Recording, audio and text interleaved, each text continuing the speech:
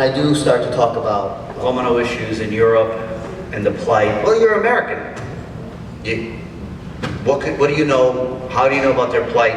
Well, it's a unique mixture, being an American and Roma, because I do carry a plight on my back of being not included and being stereotyped against and feeling less than.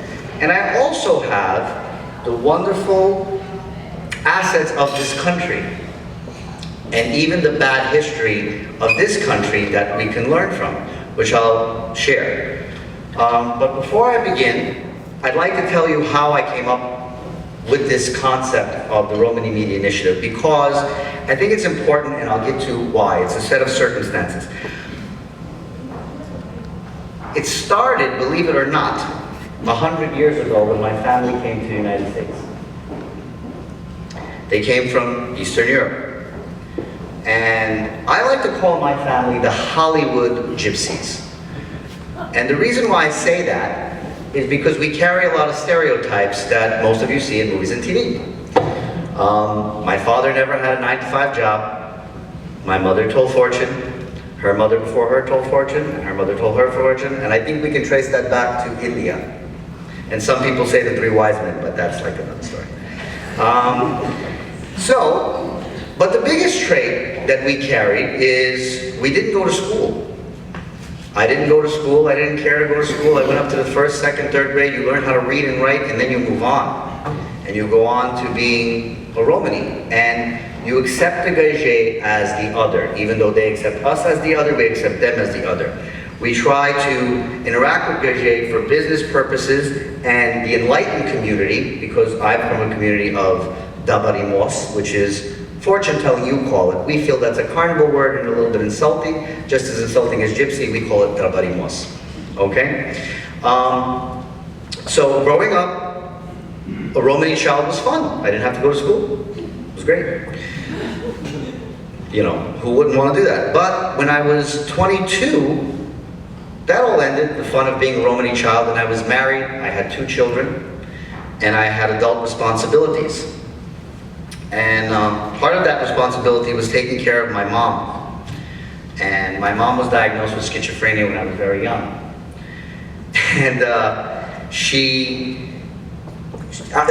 had to take care of her. And I remember the first time I spoke to her doctors, I was about 22 or 23, and they said, you know, George, it's very hard to treat your mom because she's gypsy. And I'm like, you did not just say that. And he said, no. I'm Jewish, so it's okay. However, you see, it's hard to explain to her from her business, and believe me, I believe her because she read my palm and I believe it's true. But the hallucinations that she has, it's hard for her to define from her intuition and her hallucinations. So it was very hard. But that wasn't what's the most scariest thing, ladies and gentlemen. The scariest thing he told me was, Mr. Eli, schizophrenia runs in the family. And you have 2 small sons. And I urge you, please, to put them in school. I get it. You know, I come from a Jewish family. Please put your children in school. So this alarmed me and scared me, and I put my 2 sons in school. And things were fine. They liked it in the younger ages. It was great. But in school, I started to pay attention and notice. I mean, I noticed it before, but it didn't really hit home until my sons noticed it. And believe it or not, well, let Christopher tell them. That's my son, Christopher. It's a painting of gypsies stealing people's money while a person was distracted by getting a reading from another gypsy.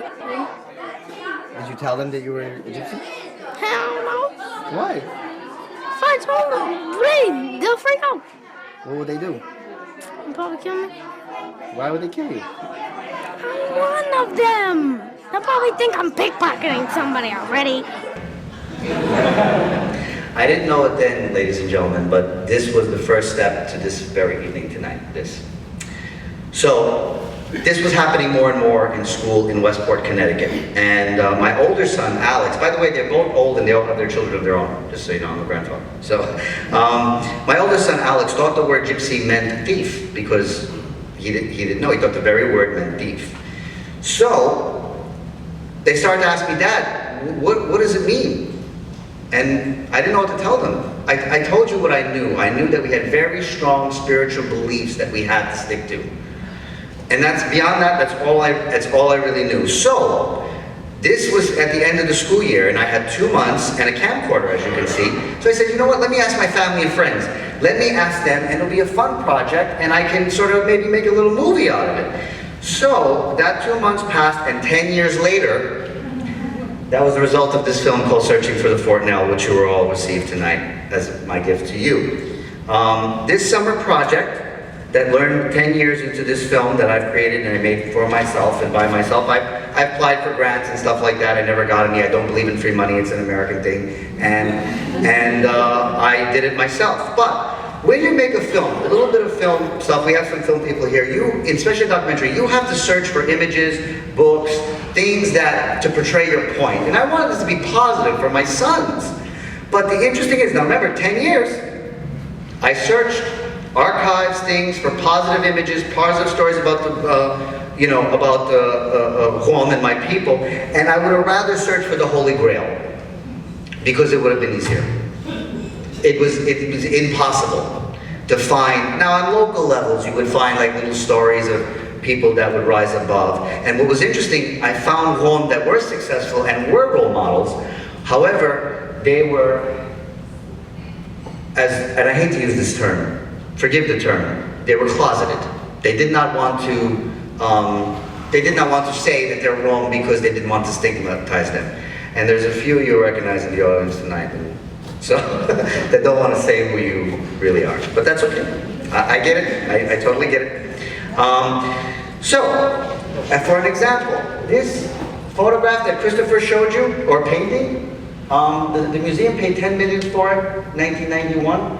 And it's from 1630, and it's not even the old piece of propaganda. This is from 1050, and there was a picture in leave it on there. There's a photograph that Jan Joris took in 1970. It's so similar. It could be the exact same thing. That it never changed. And then it goes on and on. Throughout history, Guam has been portrayed in this type of, and even in modern times, this has been the image. Now, this is a phenomenon and a problem. But I went along, I made the film. And the problem is that you all know that portrayal of stereotypes in movies and stuff can make people believe. You all got question cards earlier. And those cards ask you how media sees yourself, how do you see others, how it affects you. And the point was to basically show that media shapes the way you think. Now it also shapes the way you think of minorities. But what you may not know, and what I share with my European brothers, that this image makes the minority itself feel that this image is part of our identity. This is who we are. If you go back, Patrick, I don't know if you can, that this is who we are. This is what media is making us believe this. And this is called inner oppression. To feel less than, because that's all we see. Now, this is a terrible phenomenon. And the good news is, because I'm an American, this phenomenon can be reversed.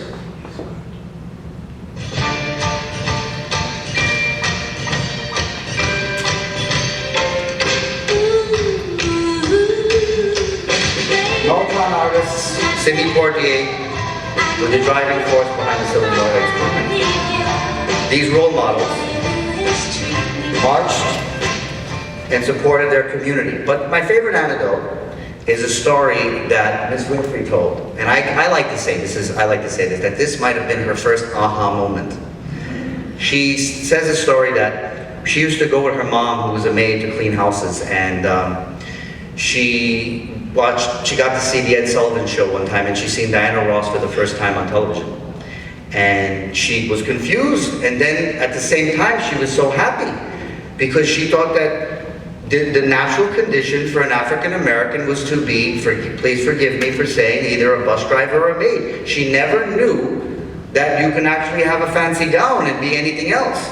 This changed her life totally. This image, to think, this one piece of positive image changed this woman's life. We all know who she is, we all know her name, and she's a role model. Now, my family would say, and they're over there, and they would say, George, stop it. You're driving us crazy. This is for the gage, this is not for the woman. But I seen it firsthand. Remember I told that film that I showed you that I thought it was going to take 2 months to make? Well, I screened it for my family and friends in New York and Florida. Mostly home in Florida.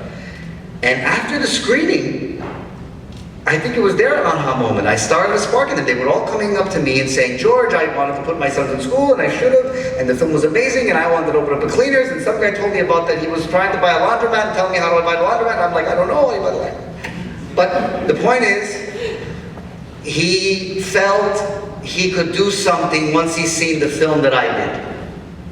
It started a spark. And this is where the idea came about.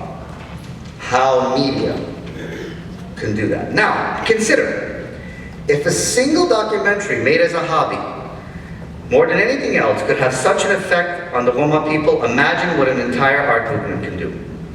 Imagine if we can fill the theaters and television screens about positive role models. Imagine if every school in the United States and Europe taught about our rich history and achievements. Imagine if we could take this media all the way out to the rural encampments of the Romania and the slums of the European cities and share with the Rome people living there the true vision of what it truly means to be a Rome and what we can achieve. That, ladies and gentlemen, is the story of how the Romani Media Initiative came into being. So, that seems hard. It does. But a lot of thinking, and I never really gave it some thought. I would come in my head, I had these thoughts, but coming to these conferences for years, I would tell everybody who I am and stuff, and most of these things are academics. And they would say, well, where'd you go to school, and where's your plaque? And that would make me, well, I don't really have, but I have all these great ideas. Yeah, but you don't have a plaque. And then, a couple years ago, I met a few people, Kaan Tagoy at the Hungarian Culture Institute in Berlin, and he didn't make me feel that way. He made me feel, no, George, these are great ideas. And I met a gentleman by the name of Brian Murray, who's here tonight. Thank you, Brian, for coming. And he made me feel like, no, this is great, you should do it. I met Jillian Kitley, who's here tonight. Thank you, Jillian, from the UN, and she said, George, you're nuts. You have a lot of friends, you have great things to say. You should say this. And people will listen to you. And I said, nah. And I said, no, they will. So I said, all right, we'll make some sodomy. We'll call Martin, see what happens. And now you're all here tonight. And here's the basic idea of the Romani Media Initiative. Okay, basically, it is a three-pronged strategy. The ultimate vision for the Romani Media Initiative is an organization with 3 branches, each focusing on different aspects of this three-pronged strategy. We call these branches the media branch, the advocacy branch, and the outreach branch. As you know, most people consume media for pleasure. Therefore, the media branch focuses primarily on media productions with a special focus on entertainment. We will also support projects that portray positive Romani characters in a benign way. We will embrace stereotypes in a benign way. Now, it is very important. Now, this is where the American thing comes in. It is very important to understand that media must be made for profit. My good friend Mona Nicaragua made a great film called Our School, documentary, and she told me this wonderful story. I don't know if I can share it, but I will. Because it's very important, and I don't think she might, but I don't know. She said, George, I can write the grant. I'm not Roma. I'm educated. I know a lot of people. I went to school. I made friends in school. I write the grants. I know people. I get the grant. I get this free money. I don't have to pay it back. I hire a lot of non-Roma people, and then I go out and make a movie that I showed, and then I distribute myself, and I take forever because I don't have to pay it back, and then it doesn't really help Roma in the end. Important part of the initiative. It has to be for profit and has to be mass media. The advocacy branch will focus on political action and raising awareness. Number one issue will be inclusion of Romani culture in education curriculums and the removal of barriers that deter Roma from seeking an education. Now, this branch, there's many aspects, and you can ask me questions after in the panel, and probably more of you will know more about this, but I believe that it is very important to have an initiative and funding to pay lobbyists to lobby European Parliament members to educate the Romani history in Romani schools. Because here in the United States, before the Civil Rights Movement, a lot of the African American history wasn't taught in the lower levels. This increased racism. Now, I'm not educated, but I have common sense that of course this is going to happen, because they don't know the plight that these people went through. Now, if I believe that if European, here's a side note. European younger students know more about American history than they do about Roma history. They don't know what Christianity shared with you. They don't know that Roma has been enslaved for 500 years. I think they would care. I think they would, especially the young people. And I think it would change the psyche. Now, you cannot legislate racism, and there's hard politicians doing work to try to stop racism, and they must keep doing it, but it has to be done in a younger level, and the advocacy branch will include and insist documentaries and things like that will be in school in Europe and included. Finally, we have the outreach branch, which will interact directly with the Rome in remote parts of Europe. It will present itself as a traveling festival, as sort of an homage to our nomadic roots. This will attract interest in a fun atmosphere. It will be filled with RMI media projects, including films, music, and books, and it will feature workshops to provide some much-needed education to our communities. Now, to explain this better, when I went to Europe and I seen these encampments, yeah, they didn't have running water, but they had a flat-screen TV, and that's... Think about that. But there are some Rom that can't afford to go out and see media. Now, we differ a lot, as I was explaining to my friends over here from MIT. We differ a lot from the civil rights issue, and what we differ is the African American community had an economy. They were to help. They could buy a record. They could go to the movie. They could buy a concert seat. They could do that. They could donate money to their church. A lot of the Roma people in Europe can't have that. So this outreach part, to take the media to people that can't see it, is very, very important and must be included in this three-pronged strategy. These three strategies will work in concert with each other, with the hopes that one Romani child living in the slums of Budapest or rural Bulgaria can visit our festivals and see a film we've created about positive role models. A film that will start a spark in them. Then that spark might drive one child to go to school, where thanks to our efforts they won't be turned away. And on top of that, when they take their first social studies course, it will teach them about their culture. Maybe in that class they'll watch a documentary film, an RMI approved. And they'll learn about our beautiful history, culture, and its perseverance in the face of impossible odds. And they will be proud to be a Roma and inspired to build a better future for themselves, their community, and ladies and gentlemen, possibly the world.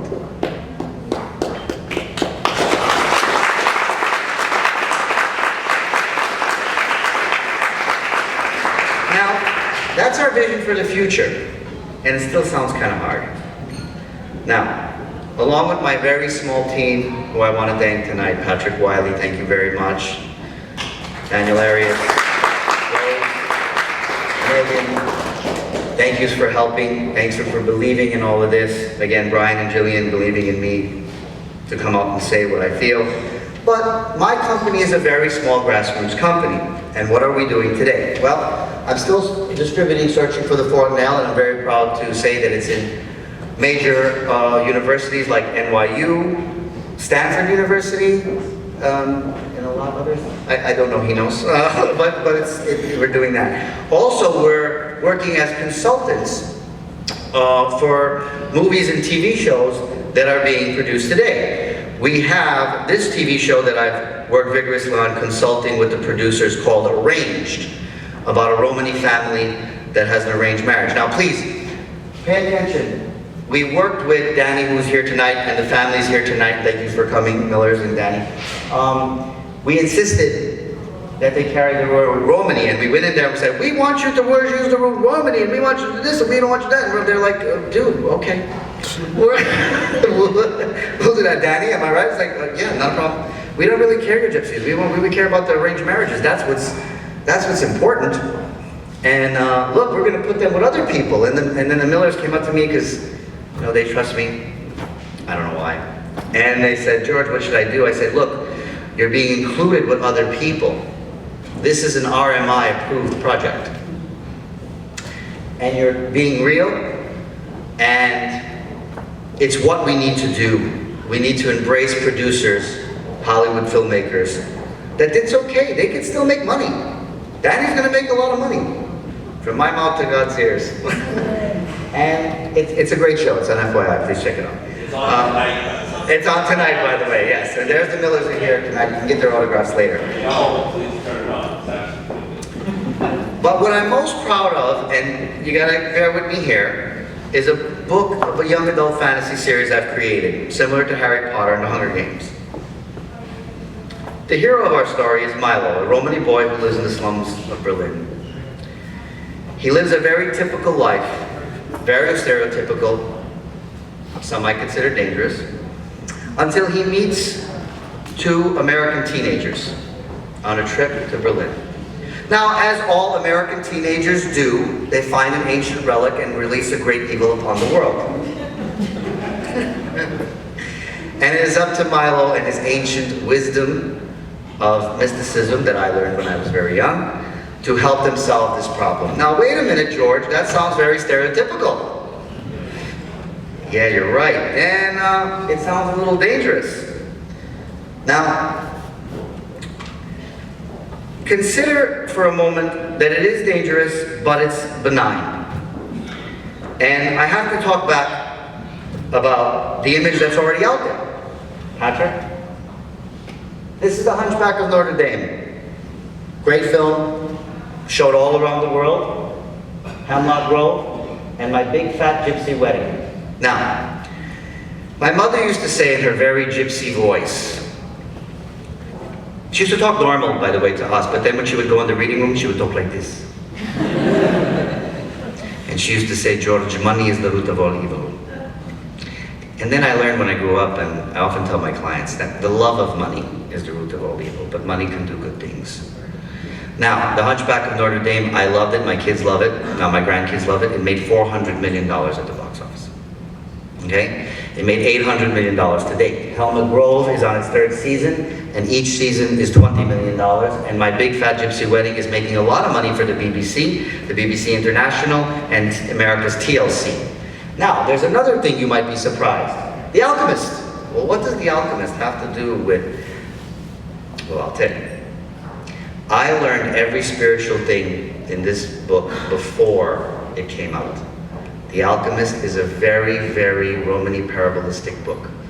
And in the beginning of the book, there's a gypsy fortune teller who meets the boy. And I suspect the author had a gypsy fortune teller who told him and taught him a lot of the traits that are in this book. Now, but she was very stereotypical. Ladies and gentlemen, these just examples alone count for billions and billions of dollars. Okay? Now, we have to consider the African American community again, and the famous African American role models. Well, we have this gentleman who is from Philadelphia. He is from Philadelphia, and he is a role model, and he is very rich. And he supports a lot of his community in Philadelphia, even unknown. But I remember when he was keeping it real.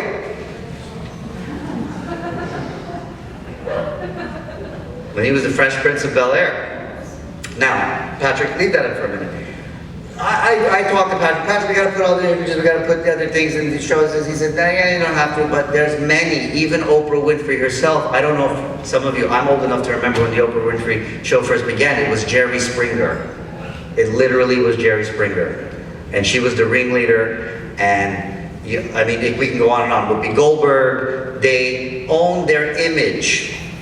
Even though it may have not been true and may have been damaging, they owned it.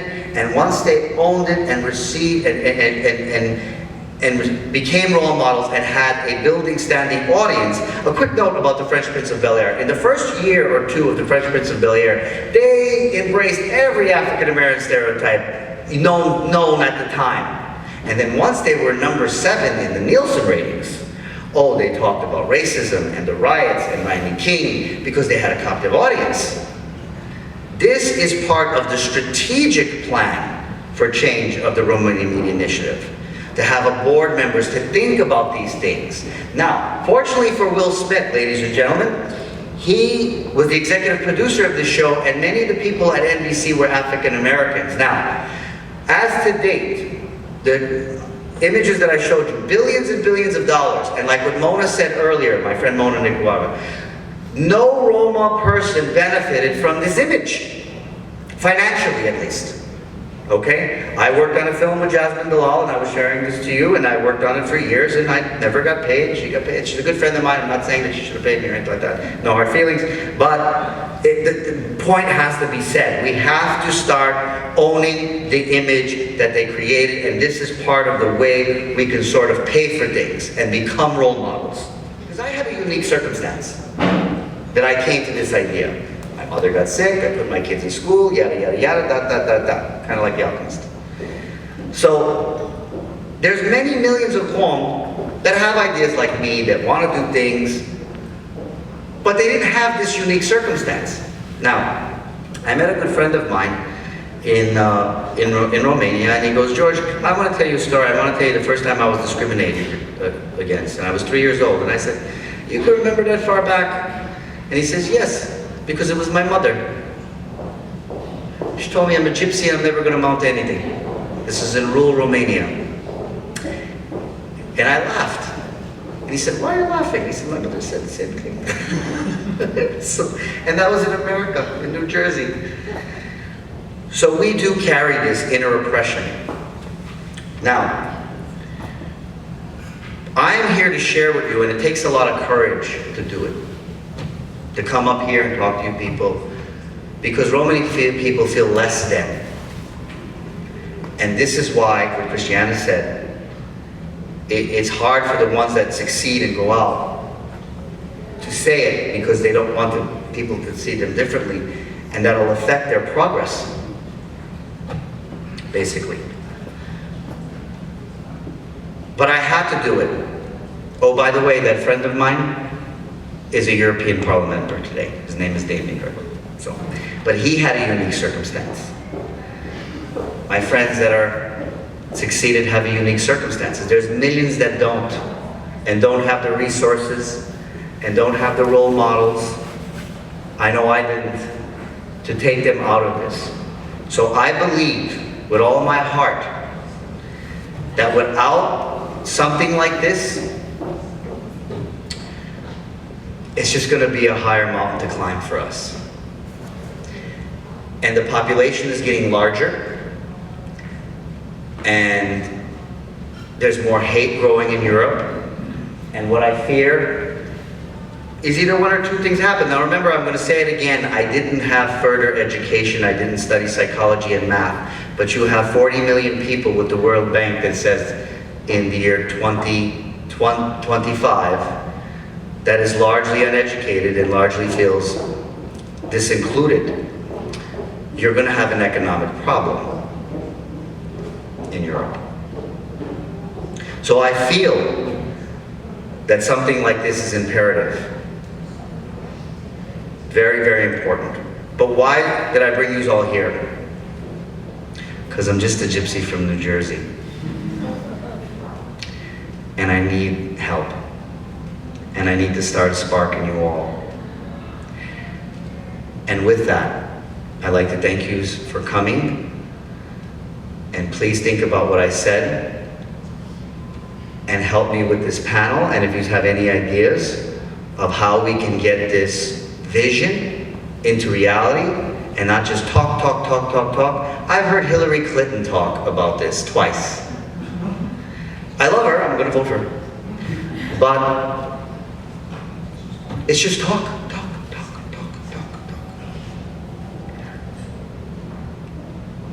I'm tired of talk. I need your help. Maybe I'm not the guy. That's okay, take these ideas. Build, do something. But this, I do know, and I'll leave you with this. Without role models, without the home feeling equal, it's not gonna get better. But if we have this, and if I can get help creating this, the bad news is going to take a long time, but the good news, things will change. For Europe, for the United States, for me, and for the closeted Rome that are in here today. Thank you, ladies and gentlemen.